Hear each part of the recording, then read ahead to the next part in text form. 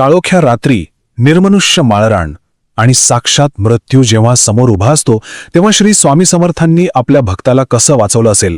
जरा विचार करा, एखादी व्यक्ती पूर्णपणे एकटीच आहे आणि अचानक असा प्रसंग उभा राहतो जिथे वाचण्याची कोणतीही आशा उरत नाही. अशा थरारक वेळी नेमकं काय घडतं?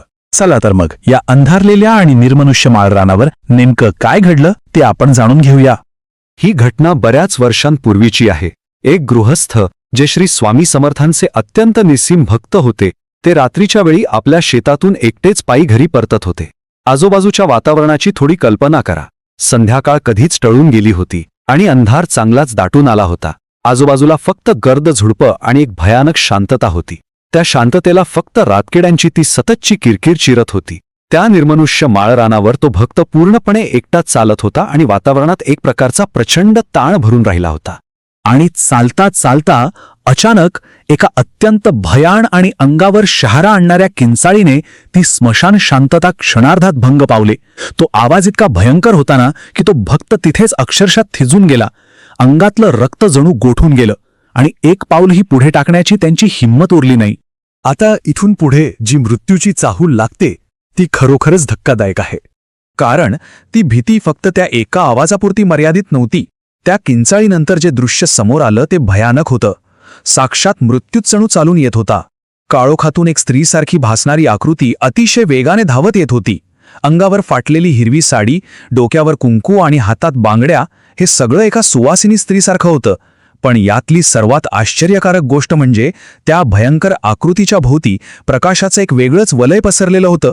हे दृश्य इतकं विसंगत आणि भयानक होतं की कोणाच्याही काळजाचा ठोका चुकावा. अशावेळी जेव्हा सगळे भौतिक उपाय संपतात तेव्हा उरते ती फक्त एक आर्त हाक. ती आकृती जसजशी जवळ येऊ लागली तसतसे त्या भक्ताच्या तोंडातून शब्दही फुटेनासे झाले.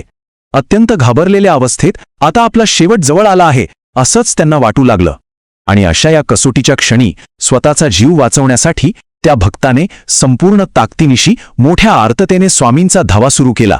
धाव रे स्वामी, मला वाचव. हा तो क्षण होता जिथे माणसाची सर्वात मोठी भीती आणि स्वामींवरील खरी भक्ती आमनेसामने आली होती. आणि याच क्षणी त्यांना मिळालं ते साक्षात दैवी अभय. आणि काय आश्चर्य, भक्ताची ती आर्त हाक थेट स्वामींचे चरणी पोहोचली. अत्यंत वेगाने धावत येणाऱ्या त्या प्रकाशाच्या वलयांकित आकृतीचा वेग अचानक मंदावला. ती आकृती भक्ताच्या अगदीच जवळ आली, पण कोणताही स्पर्श न करता थोडा अंतर राखूनच थांबली. परिस्थितीने अचानक वळण घेतलं होतं. मृत्यू समोर उभा आहे असं वाटत असतानाच अत्यंत शांत आणि प्रेमळ आवाजात शब्द ऐकू आले. तुला कशाची भीती वाटते? घाबरू नकोस, मी तुझ्या पाठीशी आहे. हा आवाज दुसरा तिसरा कोणाचाही नसून साक्षात श्री स्वामी समर्थांचा होता. हे शब्द ऐकताच त्या भक्ताला जाणीव झाली की त्या भयंकर वाटणाऱ्या स्त्रीच्या रूपात साक्षात अक्कलकोटचे स्वामी समर्थ तिथे हजर होते. त्यांनीच हे रूप घेतलं होतं. काही क्षणातच ती आकृती तिथून नाहीशी झाली. स्वामींच्या या कृपेमुळे जीव तर वाचलाच, पण मनातील भीतीही कायमची निघून गेली. तिथे उरलं ते फक्त एक अथांग दिव्य समाधान.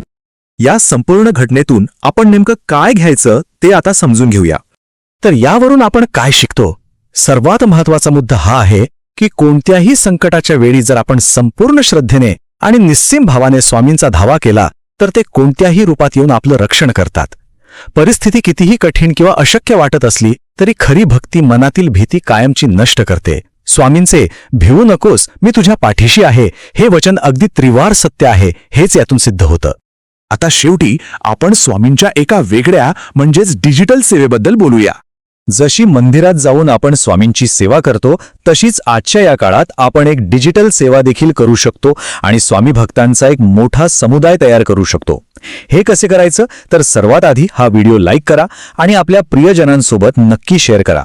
दुसरं आणि अत्यंत महत्त्वाचं म्हणजे खाली कमेंट बॉक्समध्ये श्री स्वामी समर्थ असा नामजप नक्की लिहा. हा तुमचा स्वामींना दिलेला एक डिजिटल प्रतिसाद असेल. त्यानंतर चॅनलला सबस्क्राईब करून बेल आयकॉन दाबायला विसरू नका. तसेच आपल्या चॅनलला नक्की भेट द्या आणि डिस्क्रिप्शनमध्ये दिलेल्या लिंकवरून इंस्टाग्राम पेजलाही फॉलो करा, जेणेकरून ही भक्तीची साखळी अशीच वाढत राहील. आज थांबण्यापूर्वी मला तुम्हाला एक प्रश्न विचारायचा आहे. जेव्हा आयुष्यात अचानक एखादं मोठं संकट येतं तेव्हा एक अदृश्य दैवी शक्ती अगोदरच तुमच्या पाठीशी खंबीरपणे उभी असते, यावर तुमचा खरोखर विश्वास आहे का?